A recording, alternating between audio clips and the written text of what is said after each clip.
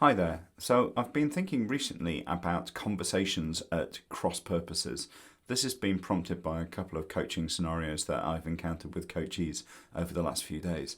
So, a conversation at cross purposes is one in which both parties are using the same words to refer to different things without realizing it. So, I thought you meant this year, not next year, that kind of thing. And they're extremely frustrating because you just find yourself getting wound up because the other person just isn't getting it, or even worse, they're throwing up a whole bunch of reasons and objections and they're being very defensive about what you're talking about, and you don't really understand why. Now, thinking about this, I've been inspired by a book I read recently, which is Good Talk: How to Design Better Conversations by Daniel Stillman. Daniel introduces what he calls the conversation operating system canvas in the book. This is a way of breaking down conversations and our interactions so that we understand what the elements are in those interactions with the hope that maybe we can make them better. He has a couple of things on that canvas which I think are particularly useful in this context. The first is error correction. So, error correction is in a conversation when things are going awry, how do you know that they're going awry and what can you do to get them back on track? The obvious example that he gives in the book is when two people are speaking face to face and both start talking at the same time. This is something that is really well understood. We know how to handle this. Basically, both of us shut up, and one of us says, "Oh no, I'm sorry, you go first. What were you saying?" And then we get back on track that way. But it doesn't always work when we are not face to face and we're having a conversation at cross purposes and we don't realise. So maybe first off, thinking about if you feel the frustration is rising, if you're kind of thinking, why is this person being so difficult?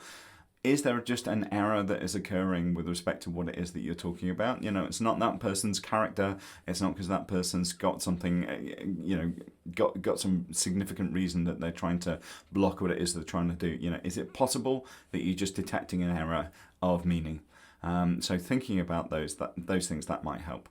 The other concept from the book, which I find super important and relevant here, is the interface for the conversation. What's the channel? How is it taking place? Is it a face-to-face discussion?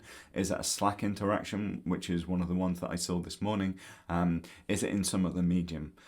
You may find that if you're having a conversation which is extremely frustrating and it feels like you're not getting anywhere and you've got a cross purposes issue, that shifting the interface for the conversation might help. So if the backwards and forwards is taking place over Slack, get on a phone call. If you're having a conversation face to face and things are going awry, well, maybe shift the interface for the discussion from just dialogue and words between the two of you to sketching it out, drawing an issue, making a table, writing a process chart, trying to break down what it is that you're talking about and describe it with a drawing or a picture, a tangible artifact.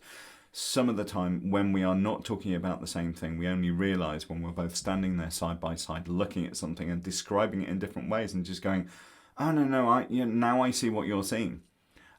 So yeah, two super helpful concepts there, I think, in Daniel's book.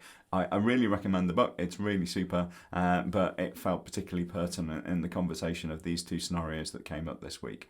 Anyway, I would love to hear your thoughts on this. Do comment below, please. Otherwise, have a super weekend. I'm Gareth, and I will see you next time.